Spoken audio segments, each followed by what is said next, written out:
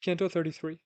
Ceasing to eat, the sinner wiped bloody mouth on hair that still grew on his victim's head, and said, You ask me to renew a grief so desperate that speaking of the cause still wring my heart. Let it.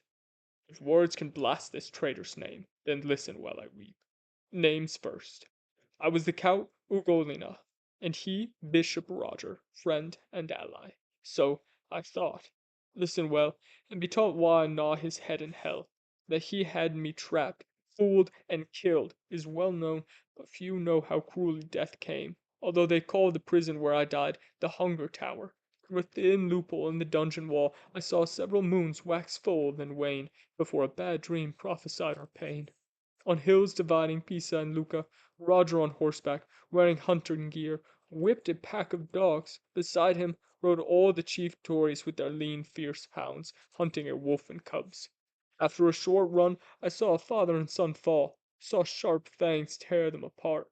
Woke before dawn, heard sons and grandsons weeping in their sleep, begging for bread. Then I knew our jailer had been told to loose his key. You must be heartless not to shed tears for my children, innocent in spite of guilty me. All were now awake. It became the hour when food used to be brought, but instead, we heard the door of the tower being nailed shut. I stared at their faces. I could not weep, feeling like stone inside. I heard them weep. My little Anselm said, Daddy, what's wrong? Even then I shed no tear throughout that day, or the next night.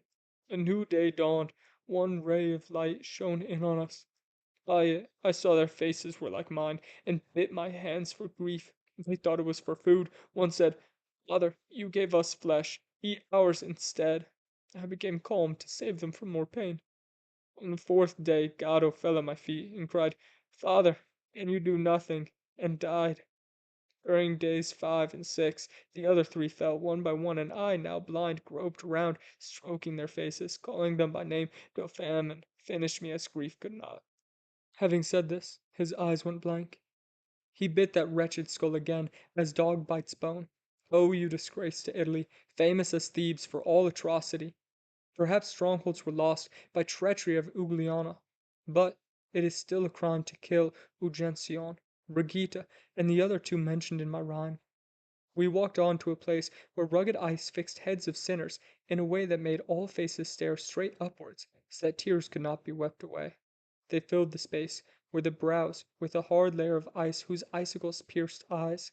The freezing air drove feeling from my face, although I sensed a wind and asked, Master, what moves this air? No heat makes motion here. What makes the wind you'll see, said he. From near our feet a cry went up. Oh, please, remove this icy mask. I may weep a while before my tears freeze up again. Say who you are, said I. Then, if I don't do what you ask, let me be under thicker ice than you.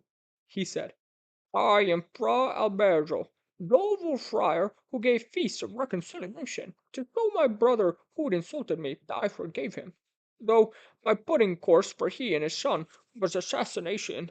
But in ice I get my just desert.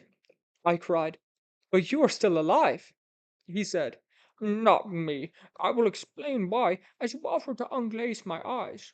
Some sinners yield to fiends before death is due, so at once fall down into this pit's worst part. The fiend takes on their body, moves as it used to move. Ronca de Oria, shivering nearby, is just like me and has been here for years. Impossible, I cried. Rocca still lives, eats, drinks, and sleeps, and puts her clothes on and off. Bergio said again, So I hear the fiend replacing him enjoys the life he has led. Now, as you promised, please free my tears. Reason to such is highest courtesy. So I did not. He was Genoese, whose town deserves the fate of Pisa too. O Genoa, first of the earth, you grieve with your foul cluster of corrupting dens. Many of you bred have been hurled into hell, and fiends are now your richest citizens. My guide reminded me. Now we must leave.